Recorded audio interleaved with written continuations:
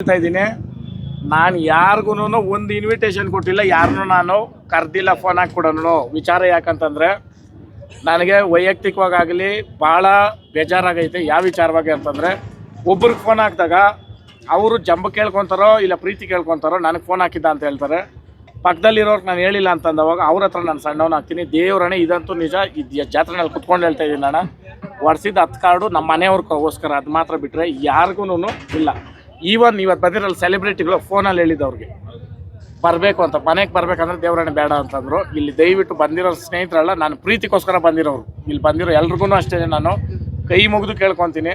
Rally ಬಗ್ಗೆ ಅಂದರೆ ಹೇಳ್ರಿ, ಏನು ರ್ಯಾಲಿ ಬಗ್ಗೆ? ಅವರು ಮಿಸ್ ಆದೋಣ, ನಮ್ರದವರೆಲ್ಲ ಬಂದರು, ತುಂಬಾನೇ ಖುಷಿಪಟ್ಟರು.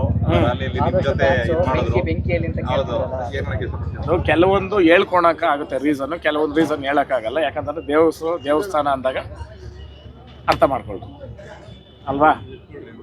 ಇನ್ನೇನು ರ್ಯಾಲಿ ಬಗ್ಗೆ ಅದು ನಾನು ಹೇಳ್ಬಾರ್ದು, ನೀವು ಹೇಳ್ಬೇಕು. ನೀವು ಎಷ್ಟೋ ರ್ಯಾಲಿಗಳು ಹೋಗಿದ್ದೀರಾ, ಎಷ್ಟೋ ಹತ್ರ ನೋಡಿದ್ದೀರಾ.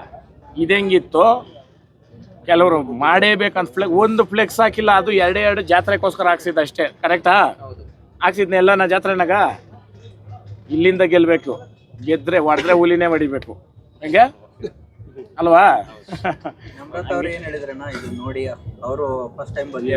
ಅಲ್ಲ, ತುಂಬಾ ಖುಷಿ ಪಟ್ರು. ಅದು ಹೆಂಗೆ ಹೇಳ್ತೀನಿ ಅಂದ್ರೆ, ಈ ವೈಬ್ಸ್ನ ಅವರೆಲ್ಲ ನೋಡಿಲ್ಲ ಪಾಪ, ಸಿಟಿನಲ್ಲಿ ಇದ್ಕೊಂಡು ಅಷ್ಟೇ ಸಾಕಾರ ಮಾಡೋರು. ಹೆಣ್ಮಕ್ಳಾಗಿ ಇಬ್ರು ಪಾಪ ಹೊಡ್ತೀನಿ ಕಳಿಸ್ಬಿಡ್ರಿ ಅಂತ ಹೇಳಿಲ್ಲ. ಖುಷಿ ಪಡಬೇಕು ಎಲ್ಲರೂ ಒಂದ್ಸಲಿ ಅವ್ರಿಗೆ ಹ್ಯಾಟ್ಸ್ ಆಫ್ ಹೇಳ್ರಿ.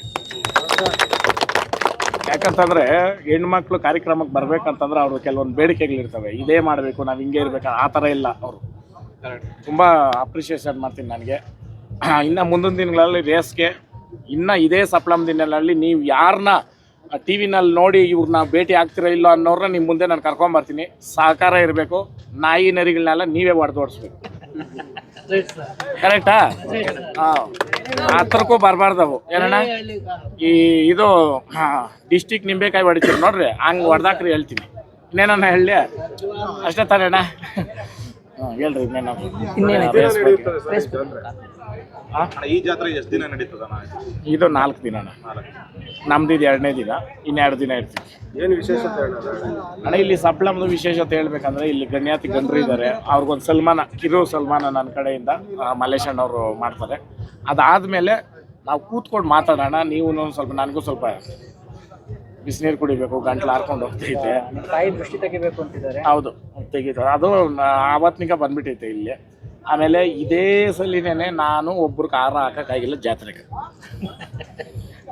ದೇವ್ರನ್ನೇ ಆಗಿಲ್ಲ. ಯಾವುದೇನಪ್ಪ ಕೀಳಿಯೋಕ್ಕಾಗಿಲ್ಲ. ನೀವೇ ನೋಡಿದ್ರೆ ಜನಸಾಗರ. ಇದು ದೇವ್ರನ್ನೇ ಹೇಳ್ತೀನಿ, ಕೊಟ್ಟಿಕ್ಕಿರೋದು ಪೂರ್ವ ಜನ್ಮದ ಪುಣ್ಯ. ನಮ್ಮ ಹಿರೀಕರು ಮಾಡಿರ್ತಕ್ಕಂಥದ್ದು ಕರ್ಮ ಫಲಗಳು ನಮ್ಗೆ ಇವತ್ತು ದಕ್ಕೈತೆ. ನನ್ನ ಮಕ್ಕಳಕ, ನನ್ನ ಮುಂದಿನ ಪೀಳಿಗೆಗೆ ನಮ್ಮ ಸ್ನೇಹಿತರು ಕೇಳ್ಕೊಳೋದು ಒಂದೇ, ದೇವ್ರು ನಮ್ಗೆ ಎಷ್ಟು ಬುದ್ಧಿ ಕೊಡಬೇಕು, ಎಷ್ಟು ಆಶೀರ್ವಾದ ಮಾಡಬೇಕಂತ ಇನ್ನೊಬ್ಬರ ಬಗ್ಗೆ ಕೆಟ್ಟದಾಗಿ ಯೋಚನೆ ಮಾಡದಿರೋ ಇರೋಷ್ಟು ಆಶೀರ್ವಾದ ಮಾಡಿದ್ರೆ ಸಾಕು ಅಂತ ನಾನು ಕೇಳ್ಕೊತೀನಿ. ಈ ಸಂದರ್ಭದಲ್ಲಿ ಎಲ್ರಿಗೂ ಒಳ್ಳೇದಾಗಲಿ. ಜೈ ಹಳ್ಳಿಕಾರ್, ಜೈ ಸಪ್ಲಮ್ಮ.